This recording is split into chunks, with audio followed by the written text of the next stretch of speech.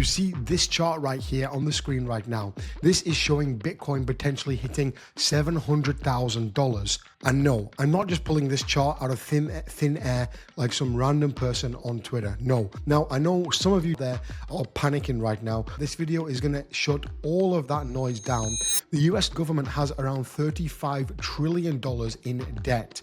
They're literally paying $1 trillion a year just only to keep the debt alive. What's up, guys? Welcome back to another video. So in today's video, what I'm going to show you is going to absolutely blow your freaking mind. You see this chart right here on the screen right now. This is showing Bitcoin potentially hitting $700,000.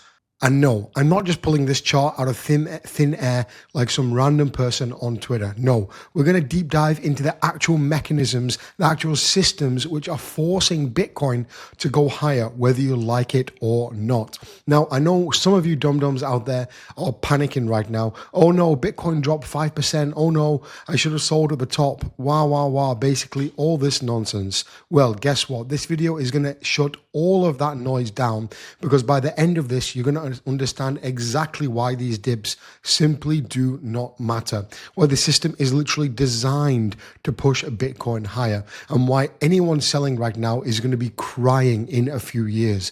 So strap in, because we're going to get really deep in today's video. We're talking Federal Reserve policy, we're talking liquidity cycles, we're talking about why the entire financial system is basically a ticking time bomb that's going to make Bitcoin look like the only lifeboat on the Titanic.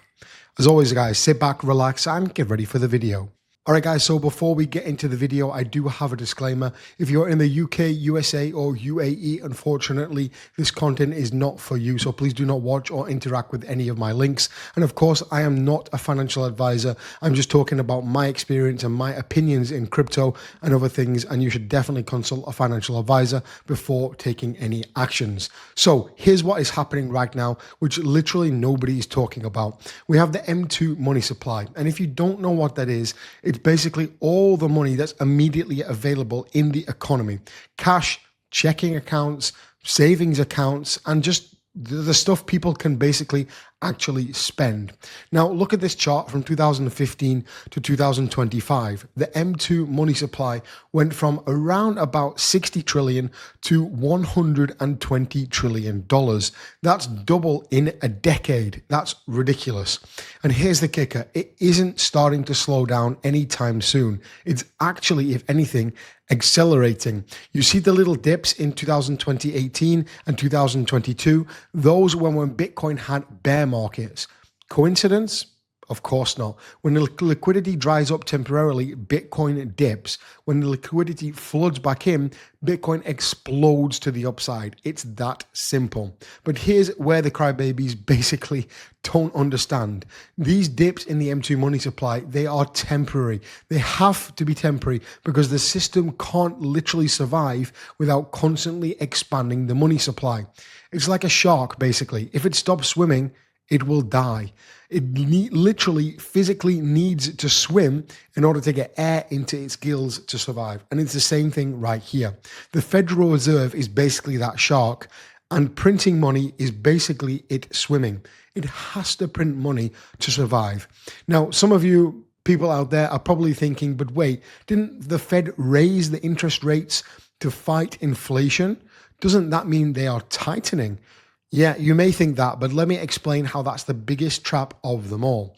So here's where it gets very, very juicy. The Federal Reserve basically raised the interest rates from 0 to over 5% in 2 years. Fastest hiking in cycle history. Why? Because inflation was going absolutely crazy, completely just off the chart, and they had to pretend like they could control it. But here is the problem. And this is the problem that's going to make Bitcoin absolutely explode. The US government has around $35 trillion in debt. That is trillion, not billion. And when you raise the interest rates while you have that much debt, you're basically shooting yourself in the face with a financial bazooka. Look at this again. The USA is now spending over $1 trillion per year just on interest payments alone, not on roads, not on I don't know, schools or defense. They're spending a lot on defense. However, just on interest, that's more than they spend on defense. They're literally paying $1 trillion a year just only to keep the debt alive. Now, here's where the death spiral actually comes into play. To pay trillions of dollars in interest, where do they get the money? They don't have it, right? Tax revenue does not cover it. So what do? They borrow more money, which means more debt, which means more interest payments next year, which means they have to borrow even more. It's a complete vicious cycle. It's like if you had a credit card and you were using another credit card to pay off the first credit card and then getting a third credit card to pay off the second credit card. Eventually, you're just going to run out of credit cards and the whole thing just collapses. It gets even better though, or I guess worse, depending on how you look at it. The Fed is lowering rates again because they simply have to. They painted themselves into a corner, and if they keep basically the interest rates really high, the government goes bankrupt from interest payments. But if they lower the rates and we get another crisis, another pandemic, another, banking collapse, black swan event, for example, they're going to have to print massive amounts of money to save the system. And when they print that money, guess where it's going to flow? Bitcoin, real estate, stocks, gold, anything that's basically not the dollar. Now, let's take a look at inflation, because this is where most people get it completely wrong. They think, the CPI is going down, inflation is under control, everything is fine. Absolute bullshit, complete utter bullshit. The CPI is one of the most manipulated numbers, in my opinion, in existence. They literally change the formula every few years to make it look better. Oh, steak got too expensive. Well, you can eat a hamburger instead, basically. Let's just swap a steak for a hamburger in the calculation. And that's basically what they do with the CPI. Real inflation, stuff you actually buy, food, rent, energy, healthcare, that's up way, way more than the official numbers. But even if we use their fake numbers, here's the problem still. Let's say we get another crisis tomorrow. The stock market will crash 30%. What is the Fed going to do? They're going to drop rates to zero and print $5 trillion overnight. They have to do this because if they don't, the entire banking system collapses. And if the banks collapse, the people's savings disappear. And if that happens, you're talking about riots in the street and crazy carnage everywhere. So they print the money to keep everyone happy and to keep the world afloat.